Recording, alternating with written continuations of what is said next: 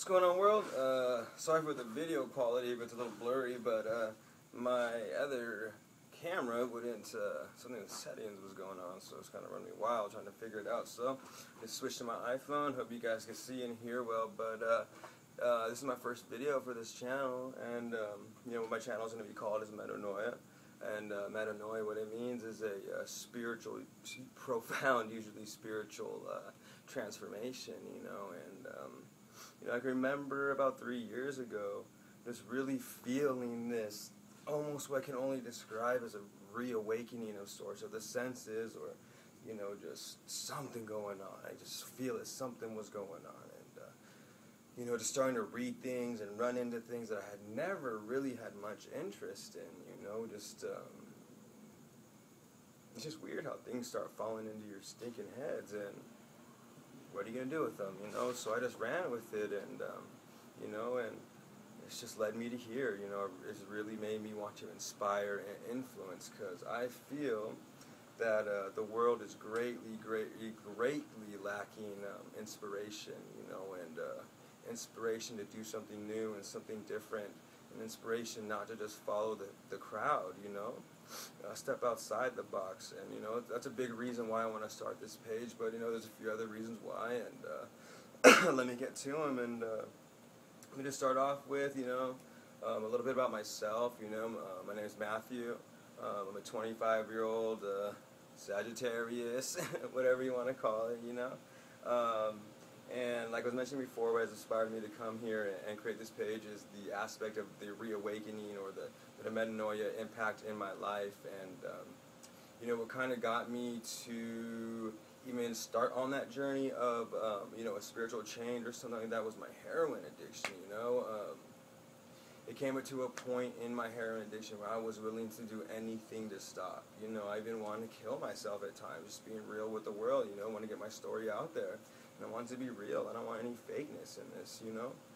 And you know, I had always had an addictive personality my whole life. It was nothing new when I was introduced to the Oxycontin and heroin, you know. It had just had that personality, you know. When I run at it, I'm going in hard. I'm not going halfway. I'm going in all or nothing, you know. And you know, that can be used for good in certain things, but definitely with heroin, no, you know. Obviously not.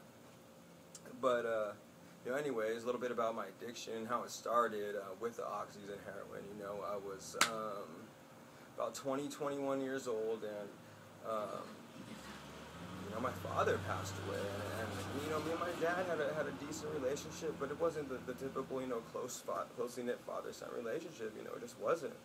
But you know, his passing greatly affected me. You know, I probably really started having to deal with it. Haven't dealt with it or talked about it, you know, probably till the last few months of really dealing with it, you know. And that was almost 4 or 5 years ago, you know. And you know, then I can see now that back then, you know, once he passed, I was really just trying to patch up that hurt inside, that missing, that yearning, that pain, you know, of losing my father.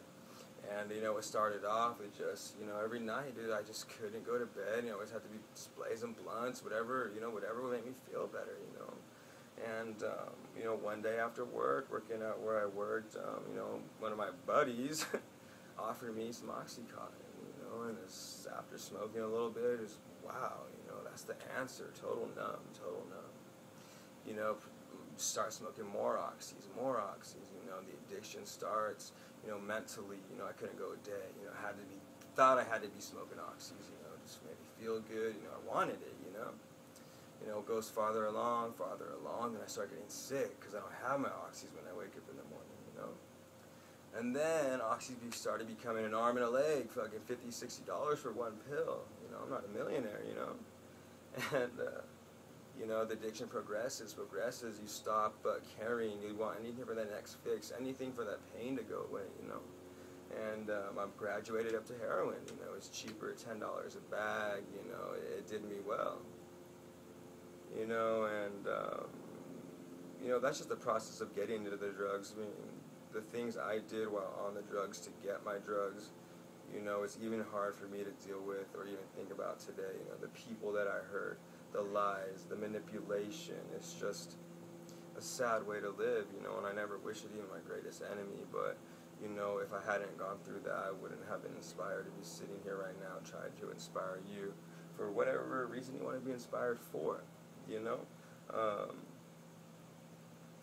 I guess finally down the road, you know, I just got so sick and tired of being sick and tired, you know, every day, 3-4 years, you know, just, you know, rocking my world, you know, and all due to my actions. And, you know, I remember meeting this person and back in mid-October, I would say, early November. And I really don't know what it was, even to this day. But something that she did to me has inspired me to get clean. Nothing else. I don't know what it was. You know, she really didn't even know about it. I lied to her, you know, about the whole thing. And man, I'm such an ass about that because she doesn't deserve that, you know. But that's in the past, you know. But, you know, I just think I'm still unraveling and just what really, really made me want to get clean. And just, you know, there's things, you know, I didn't want to be living the way I was. You know, I wanted to clean up for my mom, you know, for my family. I didn't want everybody to think I'm a junkie. But, you know, you have to really want to get clean and not just have these ideas of why I want to get clean. You know, you really, really, really have to want to. And after meeting her, I just really wanted to, you know, not even for a romantic aspect or anything like that, just something inside of me woke up, and after meeting her, it's just inspired, you know, that's the word of the year, inspire, you know.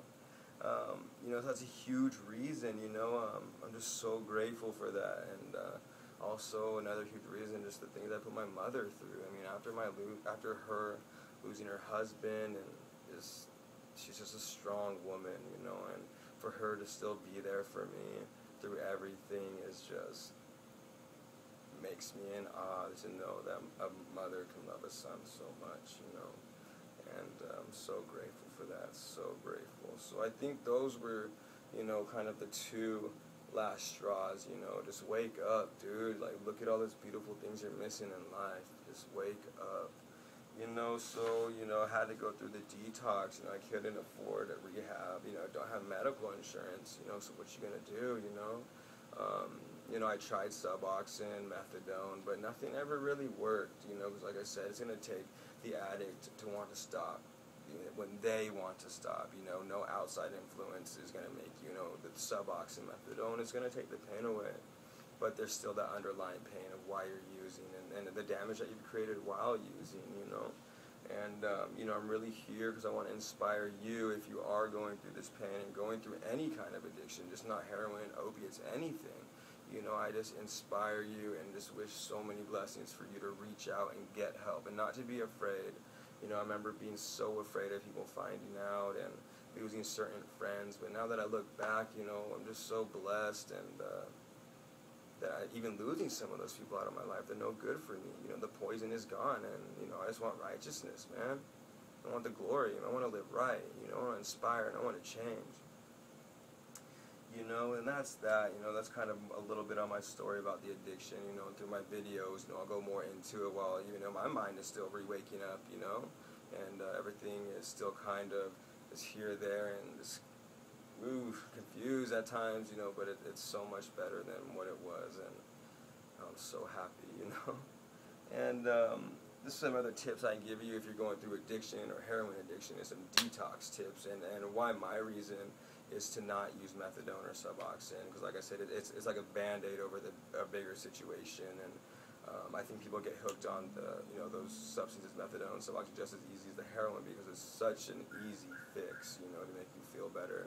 You start getting hooked onto that. So what I really recommend is, you know, get yourself some really good over-the-counter medication to help with symptoms such as nausea, the stomach cramps, the diarrhea, you know, just the constant craving to use, the sweats, cold sweats, man. If you're a heroin addict, you know what I'm talking about. You know, get some for the nausea. Dramamine helped me greatly, man. That's a lifesaver. Diarrhea, Tums, I recommend some Imodium for the rash you'll get from shitting so much.